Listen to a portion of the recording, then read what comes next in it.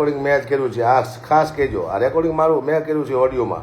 જો 2 કરોડ રૂપિયા માગે છે ને નેલિસ એરવાડિયા, એ રેકોર્ડિંગ મેં જ મૂક્યું છે ને મેં જ કર્યું છે. અમુક સીધા રેકોર્ડિંગ વહી જાય તો લોકો શું કે આ પછી સોદાગર લાગે, 2 જણા કરોડો રૂપિયાની વાતો કરે છે. એવું નથી, મેં એને ખુલ્લો પાડવા માટે આ કર્યું છે.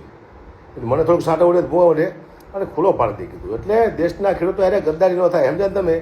લાખો કરોડો ખેડૂતો ગદ્દારી થઈ રહી છે અને સરકારે નિર્ણય બહુ સારો લીધો છે. એ મને ગમ્યો, કારણ કે હવે આમાં શું છે, હું તમારી પાસે 5 લાખ રૂપિયા માગતો હોય, તમે ન આપતો હોય ને મને 5 લાખ રૂપિયા, બસ હું કહું મારે બહુ જરૂર છે પૈસાની, તમે એમ કહો હવે મારી પાસે 3 લાખ રૂપિયા અત્યારે પડ્યા છે તો મારે 3 લાખ લઈ લેવાય, પછી 2 લાખ માટે હું બાજીશ. એમ કહું છું, સરકાર જે આપે છે અત્યારે સારું આપે છે, એ તો લઈ લેવાય, પછીની વાત પછી લખાય. પણ આ બધા ભેગા થઈને મને લાગે આ આવ્યું છે ટેકો ટાર છે એવું લાગે બધા ભેગા થઈને. આમાં તો કેટલાય છે, આમાં તો ભાઈ આપણે તો આપણું બધાનું કામ જ નથી આમાં તો હું જ્યો પછી મને બહુ બધું જોવા મળ્યું. બીજા ખુલાસા કરવા જવું તો મને મજા મારી નાખે, મારા મદદ કરી નાખે એવા પણ માણસો પડ્યા છે.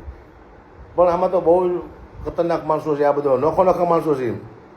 અહીંયા ઓલા છે ને બીજે અલગ છે ને કેટલાય ફોન આવે છે, આ છે તે છે બધું બરાબર. એવા એવું બોલે એટલે આપણે ફસી જઈએ એવું બોલે, પણ હું ફસો નહીં, ઘડિયું ફસાય નહીં, કારણ કે ઘડિયુંમાંથી માતાજીની મહેર હોય. એટલે આપ સૌને ખાસ વિનંતી, અને આ વિડીયોને બહુ વાયરલ કરજો. કારણ શું છે કે આને પહોંચાડવાનો છે. પ્રાથમિક કેપેસિટી તો તમે દેખાડ્યું, નીરજ એરવાડિયાનો નંબર પણ એમાં દેખાય તમને, એમાં મેં વાત કરી હતી. બીજા ફોનથી મેં વિડીયો ઉતાર્યો હતો, ઓડિયો. 2 કરોડની જે વાત થાય ને, કરોડની એ કરોડોની વાતો થાય છે, એ બીજા ફોનમાં મેં ઉતાર્યું હતું. એટલે આ ઓડિયો મેં ઉતાર્યો છે, ઓડિયો મેં મૂક્યો છે. નીરજભાઈને અત્યારે કાઢી હોત મૂક્યા છે, કાઢી સુલાવ મૂક્યા, એનો વાંક હોય તો જ કાઢ્યા હોય ને.